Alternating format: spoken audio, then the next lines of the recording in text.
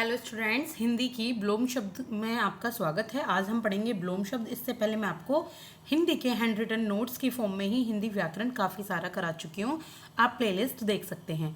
तो चलिए स्टार्ट करते हैं। देखिए, ये है शब्द का विपरीत शब्द। ब्लोम शब्द किसको कहते हैं? कोई भी शब्द है उसका जो उल्टा अर्थ निकालने वाला शब्द होता है। जैसे बहुयज्ञ यानी कि बहुत ज़्यादा जानने वाला, और अल्पज्ञ यानी कि बहुत कम जानने वाला।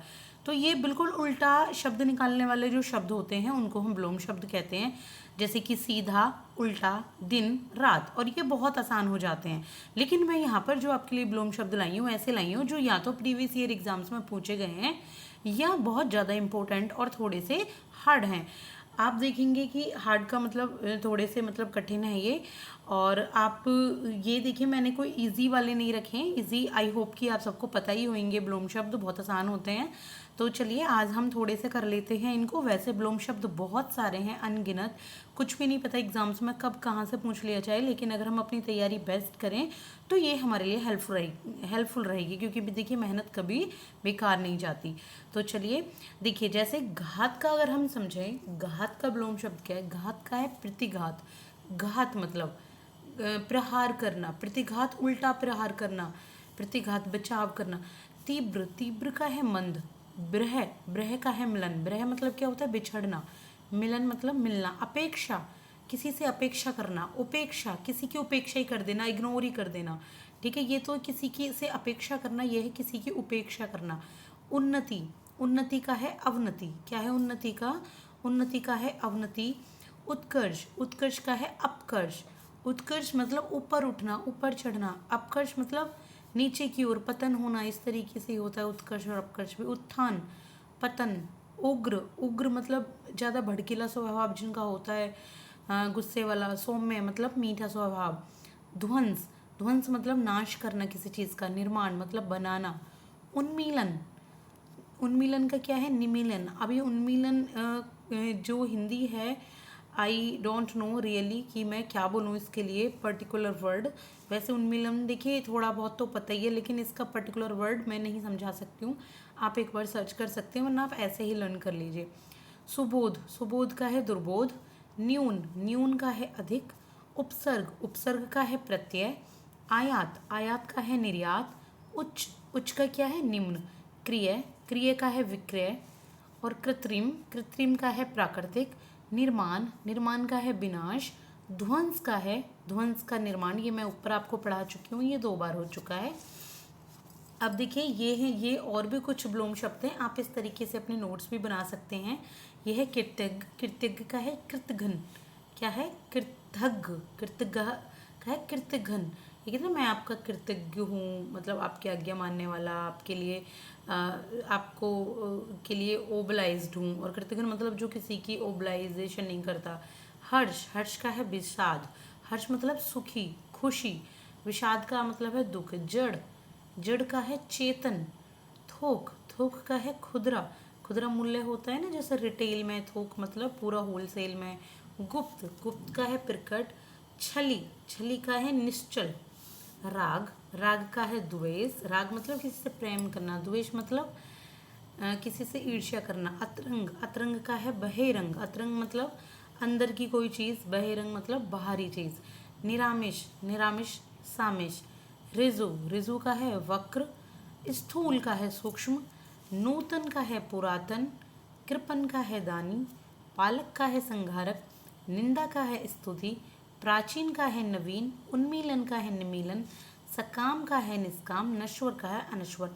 अब आपको बता दूं, आपके ये जितने भी ब्लोम शब्द है, ये आपके लिए किसके लिए इम्पोर्टेंट है?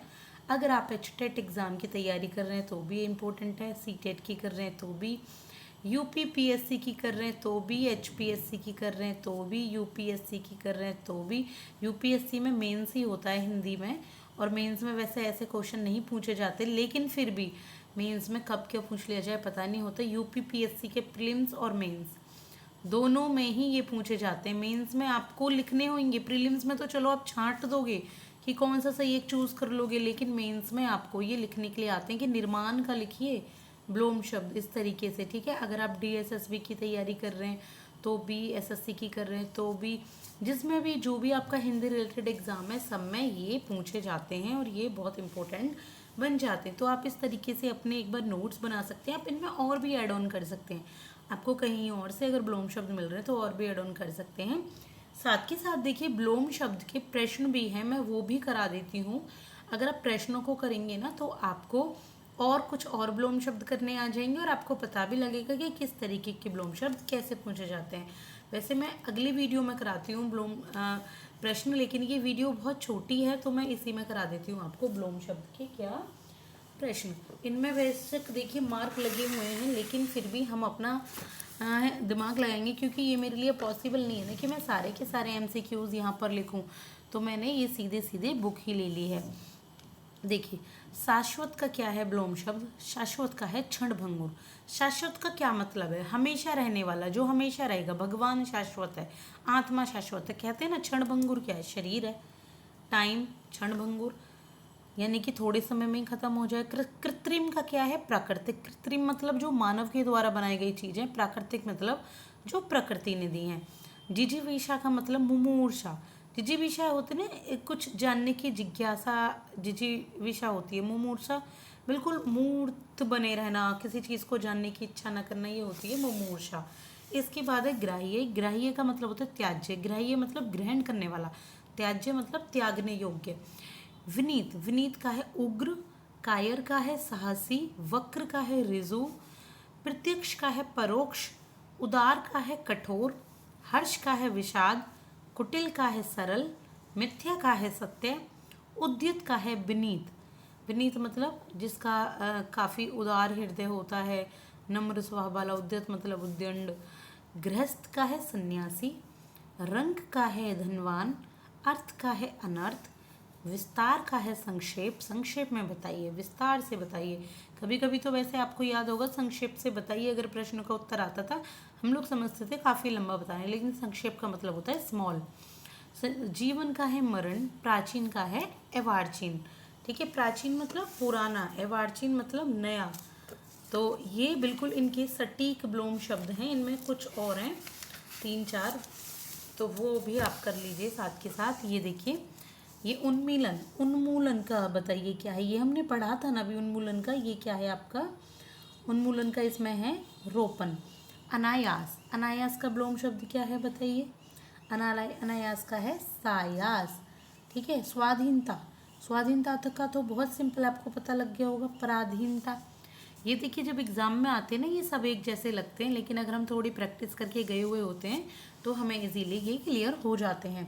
इसके बाद देखिए विकास। विकास का क्या है बताइए? विकास का मतलब किसी भी चीज़ का को विकास करना, बढ़ावा देना, डेवलपमेंट करना। इसका है हिरास। हिरास मतलब डेप्रिसिएशन, नुकसान उठाना। ठीक है, तो ये हमारे हैं इम्पोर्टेंट ब्लोम शब्द। आगे मैं आपको अनेक शब्दों के लिए एक शब्द कराऊंगी हैंड रिटन नोट्स की फॉर्म में ही। प्लीज़ अगर आपको वीडियो पसंद आई है तो लाइक एंड सब्सक्राइब जरूर कीजिएगा। Thank you so much.